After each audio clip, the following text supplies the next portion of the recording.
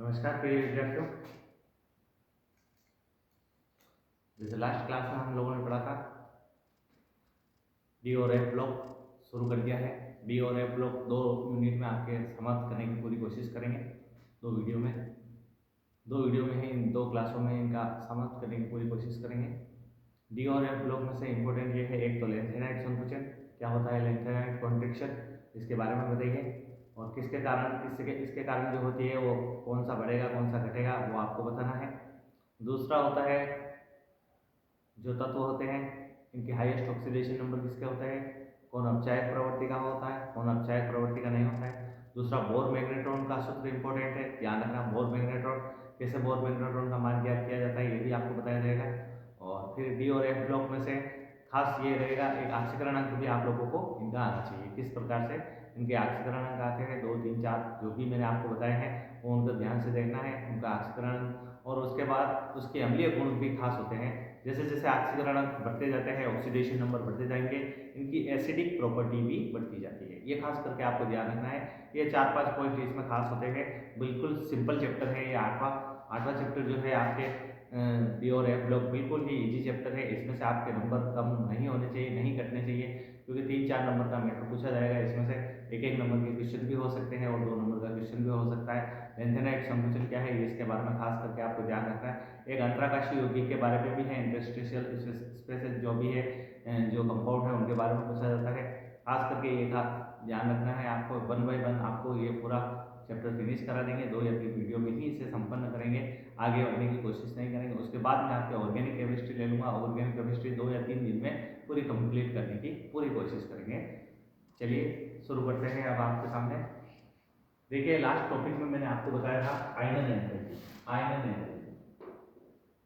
Enthalpy बोला जाता है, तो आयनन विभव भी बोला जा सकता है, आयनाइजेशन पोटेंशियल बोला जाता है इसको।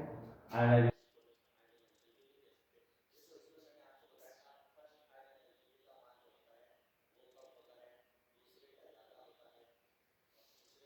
ज़्यादा होता है, ध्यान रखना। ये खास करके पूछा जाता है किसकी आयनन एंथैल्पी का मान अधिक होगा, प्रथम द्वितीय तृतीय जो भी है, तो आपको ध्यान रखना है तृतीय आयनन एंथैल्पी का मान अधिक होता है। देखिए इसमें मैंने आपको एग्जांपल लेकर के बताया है किसकी आयनन एंथैल्पी का मान, आयोनाइजेशन एंथैल्पी का मान सबसे अधिक होता है। ये आयनन विभव भी है, ध्यान रखना है किसका अधिक होता है। जैसे फर्स्ट में बात करें अपन, तो फर्स्ट में होता है आपके, इधर ले लीजिए कॉपर और इधर ले लीजिए जिंक, ठीक है, और इधर ले लीजिए आपके पास क्रोमियम और इधर ले लीजिए मैग्नीज। देखिए इनको क्यों लिया गया है जो बता देता हूँ। इनकी ही आयनन एंथैल्पी का मान कम और ज्यादा होता है, इनमें थोड़ा डिफरेंस आ जाता है। ऐसा क्यों होता है आप लोग जानते हो, या तो कौन से स्थायी वाले होंगे, या तो पूरे भरे हुए कक्षक स्थायी वाले होते हैं यानी फुली फिल्ड डी ऑर्बिटल, या फिर आपके हाफ फिल्ड डी ऑर्बिटल पूरे स्थायित्व वाले होते हैं, यानी कि स्थायित्व वाले होंगे, या हाफ फिल्ड डी ऑर्बिटल। अब देखिए यहाँ पर क्या है, हाफ डी ऑर्बिटल है। जैसे देखिए इसको कैसे लिखा जाता है, 3d5 4s1 से लिखा जाता है। और इसको कैसे लिखा जाता है, इसको भी आप जानते हो 25 नंबर पे आता है, 25 नंबर पर 3d5 और 4s2 लिखा जाएगा, इसको 4s2 लिखा जाएगा। अब इसको देखिए इसको कैसे लिखा जाएगा, इसको भी ठीक ऐसे ही लिखा जाएगा। ये तो हाफ फील्ड है, इसे पूरे बदल के आप लिख सकते हो 3d10 4s1 लिखा जाएगा। और इसको कैसे लिखा जाएगा, इसको आप जानते हो कैसे लिखा जाता है, 3d10 4s2 लिखा जाता है। अब देखिए यहाँ पर आपको मैं समझा देता हूँ, फटाक से आप लोगों के समझ में आ जाएगा, ये कोई कठिन है नहीं। आयनन एंथैल्पी पूछा जाता है, ऐसा पूछा जा सकता है, बताइए द्वितीय आयनन एंथैल्पी का मान किसका अधिक होगा, कॉपर का होगा या जिंक का होगा, ये खास करके ध्यान रखना है। द्वितीय आयनन एंथैल्पी का मान, इसके भी ऑप्शन आ सकते हैं किसके अधिक होंगे। प्रथम आयनन एंथैल्पी का मान देखिए किस प्रकार से प्रथम आयनन एंथैल्पी का मान इसका अधिक होता है। देखिए इसका अधिक होने का कारण क्या हुआ, प्रथम आयनन एंथैल्पी, यहाँ लिख देता हूँ मैं आपके, first ionization enthalpy, first ionization enthalpy जो होती है, आईपी की वैल्यू जो होती है जिंक की अधिक होती है, ध्यान रखना। इधर जिंक की अधिक होती है, जिंक की अधिक होने का कारण क्या हुआ, देखिए इसमें से एस में से 2 इलेक्ट्रॉन में से 1 इलेक्ट्रॉन देने के लिए इसको अधिक ऊर्जा की आवश्यकता होगी, अधिक एनर्जी की आवश्यकता होगी। 1 इलेक्ट्रॉन देने के लिए इसे अधिक ऊर्जा की आवश्यकता होती है, जबकि इसके पास देखिए एक ही इलेक्ट्रॉन है, तो ये आसानी से 1 इलेक्ट्रॉन दे सकता है, यानी कि पूरा भरा हुआ नहीं है, आसानी से 1 इलेक्ट्रॉन दे सकता है। इसके कारण इसकी आयनन एंथैल्पी फर्स्ट जो होगी, प्रथम आयनन एंथैल्पी का मान इसका कम होगा, ध्यान रखना, कॉपर का, जबकि जिंक का अधिक होता है। ठीक इसी प्रकार से यहाँ पर भी देखिए, यहाँ पर 2 है इलेक्ट्रॉन, इन 2 में से एक निकालने के लिए अधिक ऊर्जा की आवश्यकता पड़ेगी, यानी हाई एनर्जी की जरूरत पड़ेगी।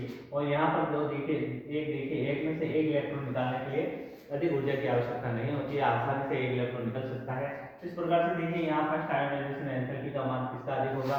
देखिए फर्स्ट आयोनाइजेशन एंथैल्पी का मान जिसके पास पूरे भरे हुए कक्षक है उनका अधिक होगा, यानी कि इधर से जिंक का अधिक होगा और इधर से मैंगनीज का अधिक होगा। और पूरे में देखा जाएगा तो जिंक का अधिक होता है आयोनाइजेशन एंथैल्पी का मान, क्योंकि इसके पास पूरे भरे हुए कक्षक है। अब नेक्स्ट देखिए ये था फर्स्ट आयन एंथैल्पी का वैल्यू।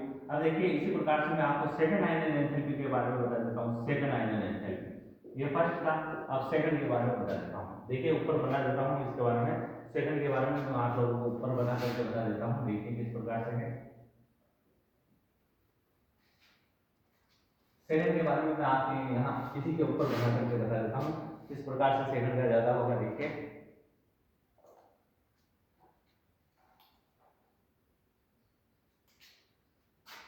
यहाँ बना करके बता रहा हूँ सेकंड का आयन एंथैल्पी। ये देखिए क्रोमियम का यहाँ बना देता हूँ, मैंगनीज का यहाँ ऊपर बना देता हूँ। देखिए 3d5 है अपने पास और 4s1 था, और यहाँ पर क्या हो जाता है 3d5 है अपने पास मैंगनीज का और 4s2 था।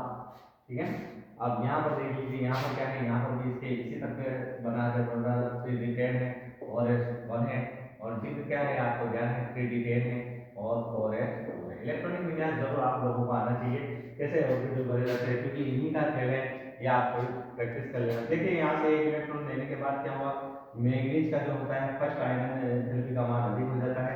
अब इसके पास कितने इलेक्ट्रॉन बचे, अब इसके पास बचा है 4s1। ध्यान रखना क्या बचा है, अब इसके पास 4s1 बचा है। और यहाँ से एक इलेक्ट्रॉन इसने दे दिया है, यानी कि एक इलेक्ट्रॉन देने के बाद इसकी आयन एंथैल्पी अब दूसरे के लिए क्या हो जाएगी, इसके लिए 4s0 हो जाएगी। ठीक है ना, तो इसी प्रकार से यहाँ पर क्या हो जाएगा, यहाँ पर भी इसने एक इलेक्ट्रॉन दे दिया है, यानी कि अब इसके लिए हो जाएगी 4s1, और इसी प्रकार से इसकी भी हो जाएगी 4s0। देखिए दोनों सेम चल रहे हैं, दोनों सेम चल रहे हैं, कोई डिफरेंस नहीं है।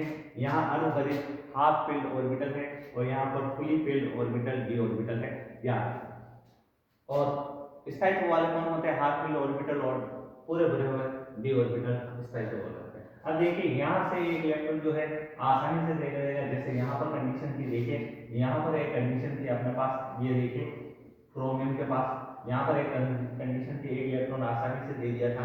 अब देखिए यहाँ पर इलेक्ट्रॉन है ही, तो यहाँ से दे देंगे, अब बारी इसकी आएगी, तो ये हाफ फील्ड ऑर्बिटल है, आसानी से इलेक्ट्रॉन नहीं देगा। इधर से समझ में नहीं आता है तो इधर देखिए कॉपर वाले में देखिए, आप कॉपर वाले में देखिए, कॉपर वाले में क्या होता है 0 हो गया है अपने पास और d10 है, यानी कि एक इलेक्ट्रॉन अब इसमें से देने में थोड़ी सी कठिनाई आएगी, यानी कि d10 पूरे भरे हुए हैं, इसलिए सेकंड आयन एंथैल्पी का मान किसका अधिक होगा, सेकंड आयन एंथैल्पी कॉपर का मान अधिक होगा, न कि जिंक का। अब थोड़ा सा चेंज हो गया है, देखिए मामला चेंज हो गया है, अब जिंक का आयन एंथैल्पी कम हो गई है, जबकि कॉपर की आयन एंथैल्पी बढ़ गई है। इसीलिए मैंने आपको कहा ये थोड़ा सा इंपॉर्टेंट है, ध्यान रखना। अब जिंक की आयन एंथैल्पी कम है, कॉपर की आयन एंथैल्पी अधिक है, क्योंकि इसके पास तो वैसे ही 0 हो गया है। अब यहाँ से बी में से इलेक्ट्रॉन निकालने के लिए अधिक ऊर्जा की आवश्यकता पड़ेगी, हाई एनर्जी की आवश्यकता पड़ेगी। और यहाँ पर देख लीजिए, अब यहाँ पर भी यही कंडीशन है, इसलिए यहाँ पर भी क्या हो गया, क्रोमियम की जो होगी ion enthalpy, second ion enthalpy जो होगी वो अधिक होगी, किससे, मैंगनीज से। खास करके आपको ये ध्यान रखना है, यहाँ पर भी वही कंडीशन होती है, क्योंकि यहाँ पर हाफ फील्ड ऑर्बिटल है, यहाँ से एक इलेक्ट्रॉन निकालने में अधिक ऊर्जा की आवश्यकता पड़ती है। ठीक यही कंडीशन काम में आती है। आप करती आयन एंथैल्पी के बारे में बता देता हूँ। थर्ड आयन एंथैल्पी का मान किसका अधिक होगा, जो फर्स्ट वाला था वो थर्ड वाला सेम होगा, ध्यान रखना फर्स्ट और थर्ड दोनों सेम होंगे, ये आपको याद रखने का तरीका बता देता हूँ। फर्स्ट और थर्ड सेम होंगे, डायरेक्ट बता देता हूँ आपको, फर्स्ट और थर्ड क्या होंगे, सेम होंगे। कैसे सेम होंगे, अब देखिए आप वापिस से, अब यहाँ पर क्या हो गया 4s1, पहले एक इलेक्ट्रॉन दिया था, प्रथम आयन एंथैल्पी होगी, फिर उसके बाद दूसरा इलेक्ट्रॉन दिया, 2 आयन एंथैल्पी होगी। अब अपने पास d10 बच गया है, यानी कि d10 पूरा भरा हुआ किसका है, d10 पूरा भरा हुआ जिंक का है, तो इसलिए ये अधिक स्थायी वाला हो गया, यानी कि आयन विभव का मान अधिक हो गया, स्थायी अधिक हो गया। और फिर इधर देखिए यहाँ आपने अपने पास ये एक इलेक्ट्रॉन, इसके पास भी एक और, यहाँ से निकालने में थोड़ी सी परिश्रम ज्यादा करना पड़ेगा, यानी हाई एनर्जी की आवश्यकता पड़ेगी, इसलिए यहाँ पर क्या होगा, इसके गति आयन एंथैल्पी का अधिक होता है। इतना याद रखने की जरूरत नहीं है, आपको सिर्फ डायरेक्ट शॉर्ट में आपको याद रखना है, फर्स्ट और थर्ड आयन एंथैल्पी, फर्स्ट जिसकी अधिक है वही हुई, थर्ड आयन एंथैल्पी उसकी भी अधिक होगी, यानी कि फर्स्ट आयन एंथैल्पी जिंक की अधिक है तो जिंक की थर्ड आयन एंथैल्पी भी अधिक होगी, और सेकंड आयन एंथैल्पी इसके बाद वाले तत्व, इसके पास पड़ोसी जो तत्व है उनकी अधिक होती है, क्योंकि अर्धपरित और पूर्ण परित कक्षक स्थायित्व वाले होते हैं। ये मेथड यहाँ फिनिश है। आइलैंड एंथैल्पी के बारे में खास करके ध्यान रखना है आप लोगों को। ये आइलैंड एंथैल्पी के बारे में टॉपिक बताया था मैंने आपको। अब आपको इसी के साथ में आपको बता देता हूँ एक और टॉपिक है अपना, वो प्रभावी नाभिक की आवेश परमाणु त्रिज्या किसकी बढ़ेगी किसकी घटेगी। देखिए लेंथेनाइट संकुचन के कारण ऐसा होता है। लेंथेनाइट संकुचन पूछा जाएगा, किसका लेंथेनाइट संकुचन, ये संकुचन क्या प्रभाव डालता है, क्या होता है इसके कारण से ध्यान रखना। Lanthanide contraction, yes next topic है अपने पास लेंथेनाइट कॉन्ट्रैक्शन। क्या होता है लेंथेनाइट कॉन्ट्रैक्शन, देखिए आपको नॉर्मली क्या होता है, देखिए लेंथेनाइट कॉन्ट्रैक्शन जैसे होता है, लेंथेनाइट सीरीज से शुरू होता है तत्वों से लेंथेनाइट कॉन्ट्रैक्शन संकुचन, इंग्लिश में बोला जाता है लेंथेनाइट कॉन्ट्रैक्शन। ध्यान रखना ये डबल डबल लिखने जाती है, यहाँ नहीं लिख रहा हूं आप लोगों को मैं बोलता जाऊंगा, उससे आपको ध्यान रखना है। लेंथेनाइट कॉन्ट्रैक्शन कहा जाता है। अब लेंथेनाइट कॉन्ट्रैक्शन क्या होता है, देखिए आप एक लगता है प्रभावी नाभिकीय आवेश, ध्यान रखना प्रभावी नाभिकीय आवेश, न्यूक्लियर चार्ज होता है, न्यूक्लियर चार्ज होता है, इफेक्टिव न्यूक्लियर चार्ज कहा जाता है, इफेक्टिव न्यूक्लियर चार्ज, ध्यान रखना इफेक्टिव न्यूक्लियर चार्ज कहा जाता है प्रभावी नाभिकीय आवेश। इसके कारण क्या होता है, देखिए आपको सीधा सा बता देता हूं, कोई उलझाने वाली बात नहीं है। प्रभावी नाभिकीय आवेश क्या होता है, इसके कारण क्या होता है, परमाणु त्रिज्या का मान कम होता है। ध्यान रखना ये प्रभावी नाभिकीय आवेश के कारण क्या होगा, परमाणु त्रिज्या का मान कम होगा, परमाणु त्रिज्या जो होगी वो कम होती जाती है, यानी कि परमाणु आकार घटता जाएगा, परमाणु त्रिज्या कम होती जाती है। ध्यान रखना प्रभावी नाभिकीय आवेश के कारण क्या होता है, परमाणु त्रिज्या कम होती है। लेकिन एक साथ ही साथ एक और इफेक्ट काम करता है, उसे कहा जाता है शिल्डिंग इफेक्ट। शिल्डिंग इफेक्ट का मतलब होता है परिरक्षण प्रभाव, परिरक्षण प्रभाव यानी कि इसकी रक्षा करता है, यानी कि कम नहीं होने देता। ये कहता है मैं आपको कम नहीं होने दूंगा, यानी कि ये क्या होगा, परिरक्षण प्रभाव जो होता है ठीक इसके विपरीत काम करना है। ध्यान रखना क्या करता है, इसके जस्ट अपोजिट काम करता है। ये विपरीत प्रभाव होता है एक प्रकार से, ये इसके विपरीत काम कर रहा है। इसके विपरीत काम करेगा, ये प्रभावी नाभिकीय आवेश के विपरीत काम करेगा। सामान्यतः क्या होता है, परमाणु त्रिज्या जो होती है वो क्या होता है, स्कैंडियम से टाइटेनियम, वैनेडियम और क्रोमियम तक घटती जाती है। ध्यान रखना क्रोमियम तक घटती जाएगी और मैग्नीज पर आकर के पुनः बढ़ जाती है। ध्यान रखना मैग्नीज पर आकर के परमाणु त्रिज्या का मान पुनः बढ़ जाता है, यहाँ तक घटता है। ध्यान रखना परमाणु त्रिज्या का मान यहाँ तक घटता है, कहां से, स्कैंडियम से मैग्नीज तक परमाणु त्रिज्या का मान घटता है और फिर उसके बाद आगे जाकर के थोड़ा सा और बढ़ने लग जाता है। लगभग किसका बराबर होता है, फेरस कोबाल्ट और निकल यानी Fe कोबाल्ट और निकल के परमाणु त्रिज्या का मान लगभग बराबर होता है। फेकोनी की परमाणु त्रिज्या का मान लगभग बराबर, इनके परमाणु त्रिज्या का मान लगभग बराबर होता है। ध्यान रखना इनके परमाणु त्रिज्या का मान लगभग बराबर होता है, किसका, फेकोनी का, यानी कि इनके परमाणु त्रिज्या का मान लगभग बराबर होता है। और फिर जिंक का परमाणु त्रिज्या का मान अधिक होता है, यानी कि ध्यान रखना सबसे अधिक जिंक के परमाणु त्रिज्या का मान और इधर भी इसका भी हो सकता है। इनमें देखिए इनके कारण बता रहा हूँ, बाकी सबसे अधिक तो इसका होगा, स्कैंडियम का। देखिए जिंक के परमाणु त्रिज्या का मान और इसके परमाणु त्रिज्या का मान लगभग बराबर होता है। जिंक और मैग्नीज की परमाणु त्रिज्या का मान लगभग बराबर होता है, खास करके ध्यान रखना है। और सबसे अधिक जो होगा वो स्कैंडियम की परमाणु त्रिज्या का मान होता है। देखिए यहाँ पर क्या होता है, यहाँ पर देखिए प्रभावी नाभिकीय आवेश बढ़ रहा है, ये देखिए प्रभावी नाभिकीय आवेश बढ़ रहा है यहाँ पर, जिसके कारण इनकी त्रिज्याओं का मान कम होता जाता है। लेकिन फिर क्या होता है, आगे आगे जाकर के धीरे धीरे क्या है, इनकी परमाणु त्रिज्याओं का मान धीरे धीरे बढ़ता जाता है। जिंक तक जाते जाते इनकी परमाणु त्रिज्या जैसे इसकी 137 के करीब होती है, उसकी भी 137 के करीब हो जाती है। देखिए मान तो आपको याद रखने की जरूरत नहीं है, सिर्फ आपको ये ध्यान रखना है मैग्नीज की परमाणु त्रिज्या का मान यहाँ तक जाने पर लगभग बराबर यहाँ से घटेगा, फिर मैग्नीज का थोड़ा बड़ा हुआ होगा, फिर इसका घटेगा, फिर आगे जाकर के जिंक का वापस मैग्नीज की परमाणु त्रिज्या के मान के बराबर होता है। स्कैंडियम की परमाणु त्रिज्या का मान अधिक होता है। लेंथेनाइट संकुचन क्या होता है, लेंथेनाइट कॉन्ट्रैक्शन क्या होता है, देखिए खास करके यहाँ ये चलते हैं स्कूटर यामा लाओ ऐसी, ये आपको बताया था स्कूटर यामा लाओ ऐसी, और फिर यहाँ पर था टिकम जरा हाफ रफ, टिकम जरा हाफ रफ। इसके आगे वाले तत्वों को मैं लिख देता हूं ताकि क्या है आपको आसानी से समझ में आ जाएगा। ये खास करके ध्यान रखना प्रभावी नाभिकीय आवेश क्या होता है और परिरक्षण प्रभाव क्या होता है। परिरक्षण प्रभाव क्या करेगा, उसको रोक के रखेगा कि आपकी प्रभावी नाभिकीय आवेश को लागू होने का काम करने कम करने देगा। ये निकम जरा आप साइन का कुर्बानी बन से कोई इस तरीके से मैं लिख देता हूं यहाँ पर थोड़े बहुत।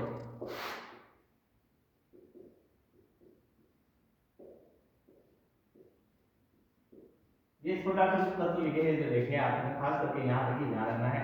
यहाँ से देखिए लेंथेनाइट सीरीज स्टार्ट हो जाती है, लेंथेनाइट सीरीज, और यहाँ से देखिए एक्टिनाइट सीरीज स्टार्ट हो जाती है। ये जो है वो 3D सीरीज है, ये जो है वो 4D सीरीज है, और ये जो है वो 5D सीरीज है।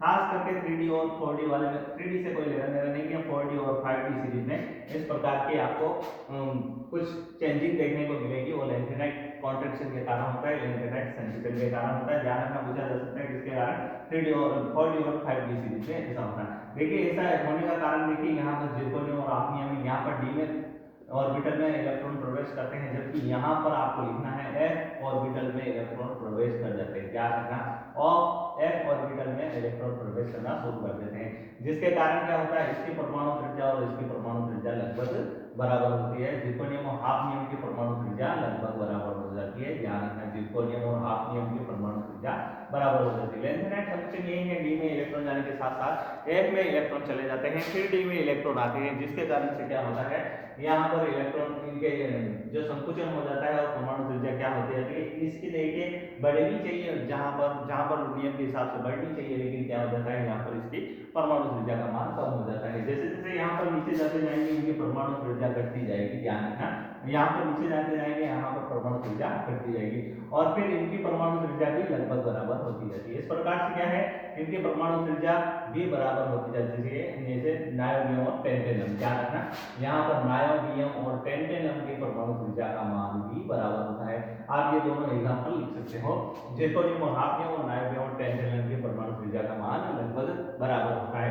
ऐसा किस लिए होता है, ऐसा लैंथेनाइट संकुचन के कारण होता है। लैंथेनाइट संकुचन किस में चलता है, 5D और 4D वाले में चलता है। ध्यान रखना, यहाँ से लैंथेनाइट कॉन्ट्रैक्शन शुरू हो जाता है, यहाँ से लैंथेनम के बाद वाले तत्व जैसे लैंथेनाइट सीरीज में आते हैं, वो 4F ब्लॉक कहलाते हैं, वो आपको आगे बढ़ा देंगे। लैंथेनाइट जब F ब्लॉक पढ़ाएंगे उस समय बता देंगे। ये खास करके आपको ध्यान रखना है, लैंथेनाइट संकुचन किसे कहा जाता है, ये आपको डेफिनेशन पूछी जा सकती है। लैंथेनाइट संकुचन के क्या प्रभाव होते हैं, प्रभाव ये पड़ते हैं कि उनके परमाणु त्रिज्या का मान कम होता जाएगा, उनके परमाणु त्रिज्या का मान कम होने के कारण क्या होंगे, ये फिर क्या हो जाएंगे, इनकी परमाणु त्रिज्या लगभग बराबर हो जाएगी। ये खास करके आपको ध्यान रखना है। यहाँ पर ये दोनों तत्वों के बारे में आप लिख सकते हो, इधर से जिरकोनियम, इधर से हाफनियम, इधर से नायोबियम, इधर से टेंटेनम, खास करके आपको ध्यान रखना है। यहाँ पर ये होता है टॉपिक विद लैंथेनाइट संकुचन। अब ऑक्सीकरण अंग के साथ ही में आपको ऑक्सीकरण अंग ऐसे कारण होते हैं जिनके कारण क्या होता है, आपको उनके अम्लीय और क्षारीय गुणों के बारे में पता चल सकता है। लैंथेनाइट संकुचन टॉपिक फिनिश हुआ। अब चलते हैं ऑक्सीकरण अंग। ऑक्सीकरण कैसे क्या है, मैं आपको बता देता हूँ। ऑक्सीकरण जैसे सिंपल है, आपको अभी तक जो बोला है वो आपको खास करके ध्यान रखना, ऑक्सीडेशन नंबर कहा जाता है। ऑक्सीडेशन नंबर जितना कम होगा, ध्यान रखना, यहाँ पर एक पॉइंट लिख लेना आप, ऑक्सीडेशन नंबर अगर कम होता है तो ध्यान रखना वो उदासीन हो सकता है या फिर क्षारीय हो सकता है। ध्यान रखना, अगर मीडियम में उनका ऑक्सीडेशन नंबर मीडियम है, यानी कि बीच वाला हमको प्राप्त हो रहा है, ये भी आपको एग्जाम्पल लेकर के बताऊंगा, आपको खास करके ध्यान रखना। तो वो उभयधर्मी हो सकता है, एम्फीटेरिक बोलते हैं उभयधर्मी को, उभयधर्मी हो सकता है। और अगर अधिक है यानी कि हाई है, ऑक्सीडेशन नंबर क्या होंगे, हाई होंगे, यानी अधिकतम होंगे, अधिकतम लिख देता हूँ, यानी मैक्सिमम होंगे तो वो अम्लीय होगा। खास करके ये शॉर्ट ट्रिक्स आप ध्यान रखना, कैसे अम्लीय होंगे, उदासीन होंगे, क्षारीय होंगे, देखिए खास करके आपको ये डी ब्लॉक के लिए है, डी ब्लॉक के लिए खास करके ध्यान रखना, टी ब्लॉक के लिए कोई लेना देना नहीं है, यहाँ पे ब्लॉक को आपको खास करके ध्यान नहीं रखना है, डी ब्लॉक के लिए खास रखना है। तो इसमें क्या होगा, खास करके उदासीन चलेंगे, उभयधर्मी चलेंगे और अम्लीय चलेंगे। देखिए खास करके ये इस प्रकार से एग्जाम्पल लेने हैं आपको, ये खास है। तो आपको इसमें बता देता हूँ कि इस प्रकार से कौन से उभयधर्मी होंगे, कौन से अम्लीय होंगे, कौन से क्षारीय होंगे। जैसे देखिए एक उदाहरण लेता हूँ, TiO जो होगा वो क्षारीय होगा। ध्यान रखना, यहाँ मैंने उदाहरण लिख दिया है TiO। देखिए यहाँ पर इसका ऑक्सीकरण कम है, TiO क्षारीय होगा। अब आपको उभयधर्मी का एग्जांपल लेकर के बता देता हूँ। उभयधर्मी जो होगा वो आपका कौन सा होगा, उभयधर्मी जो होगा वो Ti2O3 होगा, यानी कि बीच वाला होगा, ये देख लीजिए Ti2O3, ये उभयधर्मी होगा। ध्यान रखना, उभयधर्मी कौन सा होगा, Ti2O3 उभयधर्मी होगा। अम्लीय के एग्जांपल लेकर के बता देता हूँ। अम्लीय वैसे सरल है, आप लोगों को वैसे पता है, अम्लीय जो होते हैं वो हाईएस्ट ऑक्सीकरण नंबर वाले होते हैं। जैसे देख लीजिए Mn2O7, देखिए यहाँ पर हाईएस्ट ऑक्सीडेशन नंबर आ गया है Mn2O7, ये अम्लीय होगा। देखिए ये ऑक्साइड है, इनके ऑक्साइडों को अम्लीय, क्षारीय और उभयधर्मी, यानी कि एम्फीटेरिक, बेसिक और एसिडिक प्रॉपर्टीज में आप डिवाइड कीजिए, उन्हें छांटिए, तो इस प्रकार से क्वेश्चन पूछा जा सकता है। तो ये देखिए ये क्षारीय हुआ और ये उभयधर्मी हुआ और ये अम्लीय हुआ, ठीक है। इसी प्रकार से देखिए एक और एग्जांपल आप लोगों के सामने लेकर के आ जाता हूँ। ये भी देखिए इसका हाईएस्ट ऑक्सीडेशन नंबर ज्यादा हो गया है, यानी कि जो ज्यादा ऑक्सीडेशन नंबर में है वो क्या होंगे, अम्लीय होंगे। जो कम ऑक्सीडेशन नंबर, सबसे कम ऑक्सीडेशन नंबर में होंगे वो क्या होंगे, क्षारीय होंगे। खास करके आपको ध्यान रखना है, ये इस तरीके से आपको चलेंगे, इनको आपको खास करके ध्यान रखना है। और फिर आपके एक और उभयधर्मी का एग्जांपल बता देता हूँ, Cr2O3। Cr2O3 की उभयधर्मी का एग्जांपल है, ध्यान रखना यहाँ लिखा देते हैं Cr2O3, जिसे क्रोमिक एनहाइड्राइड कहा जाता है, वो भी उभयधर्मी का एग्जांपल है। ये कुछ एग्जांपल ये है मैंने आपके सामने, बिल्कुल सरल है, कोई कठिन है नहीं। इनके ध्यान रखना है आपको, जिनके हाईएस्ट ऑक्सीडेशन नंबर आपको देखने को मिले तो समझ जाना है कि वो क्या है, अम्लीय है, और जिनके कम ऑक्सीडेशन नंबर मिले आपको देखने के लिए तो समझ जाना वो क्षारीय है या उदासीन है या उभयधर्मी है। खास करके आपको क्षारीय देखने को मिलेंगे, उभयधर्मी और ये अम्लीय देखने को मिलेंगे। यहाँ पर देख लीजिए इसका ऑक्सीडेशन नंबर ज्यादा है। इस प्रकार से एक ऑक्सीडेशन नंबर के आधार पर मैंने आपको बता दिया कौन अम्लीय होगा, कौन क्षारीय होगा, कौन उभयधर्मी होगा, ये भी आपको खास करके ध्यान रखना है। अब नेक्स्ट जो है आगे चलते हैं, अपन देखते हैं इसकी कौन सी अपचायक प्रवृत्ति होती है, कौन सा गुण इनमें खास होता है, कौन दुर्बल अपचाय होगा, कौन प्रबल अपचाय होगा। एक देखिए खास करके क्वेश्चन पूछा जा सकता है, देखिए मैं आपको बता देता हूँ किस प्रकार से है। इनमें आपको कक्षकों को भर के देखना है, इनके इलेक्ट्रॉन निकाल करके देखना है, पूरी कंडीशन डेवलप करके देखनी है, किस प्रकार से काम हो रहा है, उसके आधार पर उनका आंसर निकाला जा सकता है। इतनी कोई आपको भयभीत होने की जरूरत नहीं है, डरने की जरूरत नहीं है कि कैसे इसका प्रश्न को कैसे टैकल करेंगे, इसका आंसर कैसे क्या होगा। जैसे देखिए एक क्वेश्चन आपके सामने लिख देता हूँ, इंपॉर्टेंट है। देखिए Cr2+ व Fe2+ में से कौन प्रबल अपचायक है? Cr2+ व Fe2+ में से कौन प्रबल अपचायक है, यानी कि रिडक्टेंट है, प्रबल अपचायक। अपचायक को बोलते हैं रिडक्टेंट, यानी कि इसमें से स्ट्रांगली रिडक्टेंट कौन है ये आपको बताना है। स्ट्रांगली रिडक्टेंट कौन है इसके बारे में आपको बताना है। Cr2+ और Fe2+। ठीक है, Cr कितने नंबर पे आता है? Cr आता है 24 नंबर पे, ठीक है ना। Fe कितने नंबर पे आता है? ऐसे आप लोग देख करके देखोगे तो आपको आसानी से आ जाएगा, समझ में ध्यान रखना खास करके। तो देखिए इसका इलेक्ट्रॉनिक विन्यास कैसे होता है, याद रखना 4s1 और 3d5, और इसका होता है क्या 4s2 और 3d6। देखिए इनको दोनों को पहले भी बता चुका हूं मैं आपको किस प्रकार से इसको लिखा जाता है, खास करके आपको ध्यान रखना है। और इनमें से देखिए कौन प्रबल अपचायक होगा और कौन सा नहीं होता है, जो आपको बता देता हूँ। इसमें से बिल्कुल सरल ही तरीका है और इस प्रकार से इसमें ध्यान रखना है खास करके। अब देखिए किस प्रकार से होता है, देखिए Cr2+। अब ये Cr2+ बनेगा तो कैसे बनेगा, आप लोगों को ध्यान है, एक इलेक्ट्रॉन इसमें से देगा, सबसे पहले इसमें से इलेक्ट्रॉन दिया जाता है, फिर डी में से देगा, यानी कि इसकी कंडीशन हो जाएगी d4। कौन सी कंडीशन हो जाएगी इसकी? d4 कंडीशन हो जाएगी। आपको d4 लिखना है, यानी कि ये d4 के रूप में हो गया, यानी कि एक इलेक्ट्रॉन यहाँ से दिया है। अब इसमें से यानी कि 2 इलेक्ट्रॉन यहाँ से देगा, तो अब इसके पास कंडीशन क्या है? इसके पास कंडीशन है d6, यानी कि यहाँ मैं लिख देता हूँ d6 कंडीशन है। इसके पास कंडीशन कौन सी है?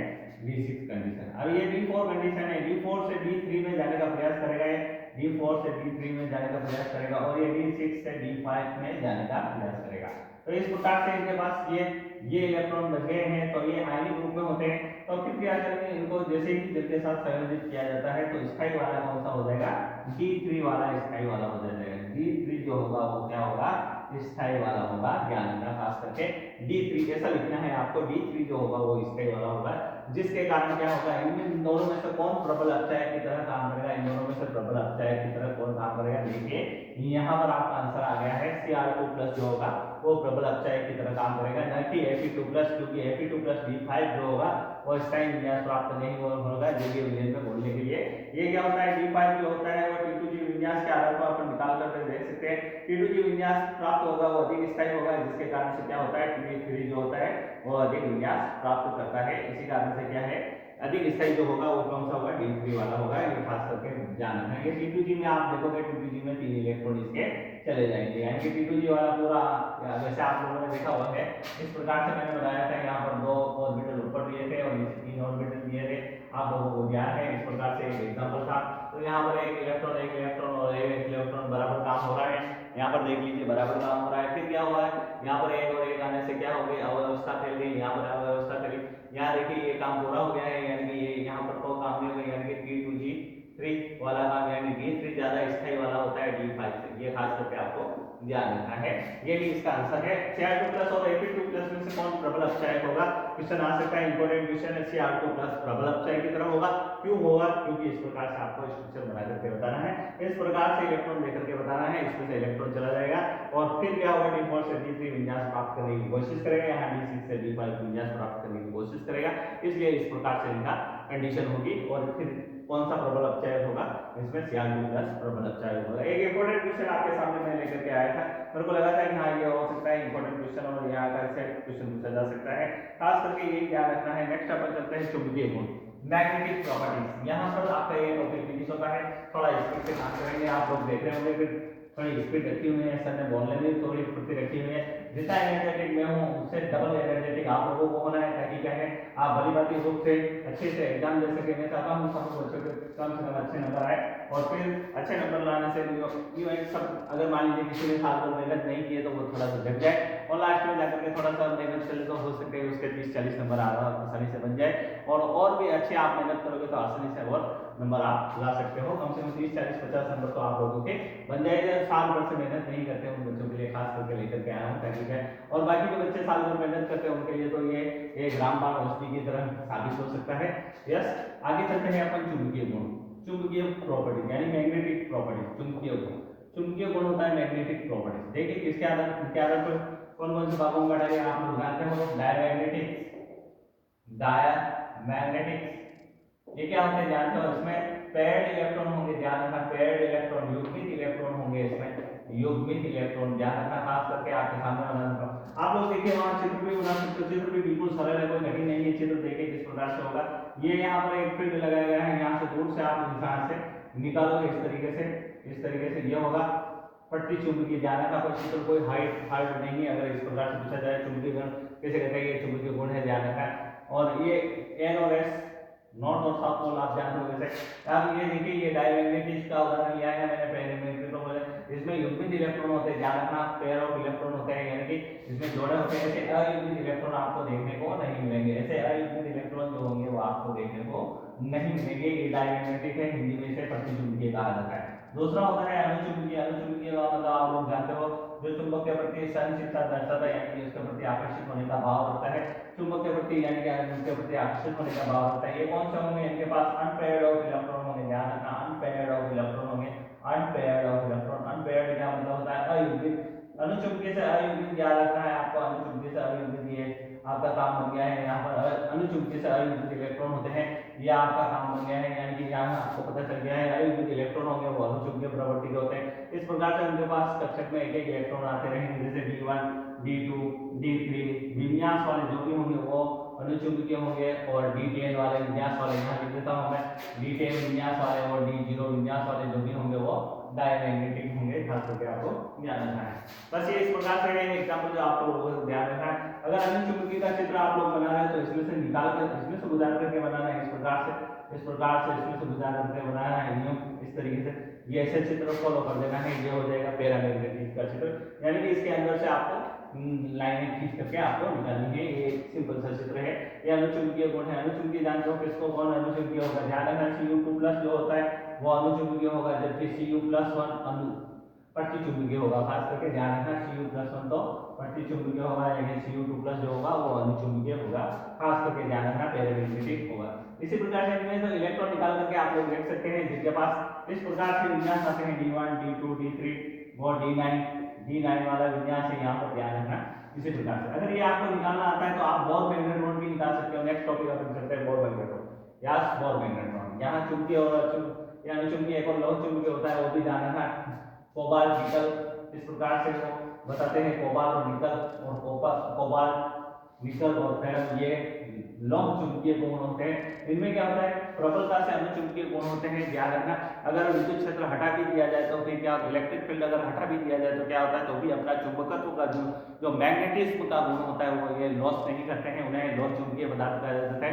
ये प्रबलता से मतलब चुंबकीय क्षेत्र के प्रति आकर्षित होते हैं, ध्यान रखना, इलेक्ट्रिक मैग्नेटिक फील्ड के प्रति आकर्षित होते हैं। वो होता है तीसरा पॉइंट होता है आपका लौह चुंबकीय, ध्यान रखना, फेरोमैग्नेटिज्म, लौह चुंबकीय फेरोमैग्नेटिज्म होता है। लघु लौह चुंबकीय भी है, और भी है, ये आप लोग पढ़ लेना, ये तो सिंपल सा है, आप लोगों को वैसे समझ में आ गया होगा ये चीजें। नेक्स्ट है बोर मैग्नेट्रॉन। बोर मैग्नेट्रॉन क्या होता है, बोर मैग्नेट्रॉन Bm से लिखा जाता है, ध्यान रखना, बोर मैग्नेट्रॉन को Bm से लिखा जाता है। इसका एक सूत्र होता है, खास करके ध्यान रखना, बच्चे लोग परेशान हो जाते हैं कि √n+2 लिखे या n+1 लिखे। यहाँ पर ये बिल्कुल संभावना आपके गलती करने की रहती है कि √n+2 लिखें या n+1 लिखें। मैंने अधिकतर को देखी है बच्चों, यहाँ पर n+1 लिख देते हैं, यहाँ पर ये मिस्टेक करते हैं। ये देखिए इस n+2 को आपको सुधारने का तरीका बता देता हूँ। सीधा सा हिसाब देखिए, b कौन से नंबर पे आता है, a के बाद b आता है, यानी कि दूसरे नंबर पे आता है। आपको ध्यान रखना है यहाँ पर 2 आएगा, ठीक है।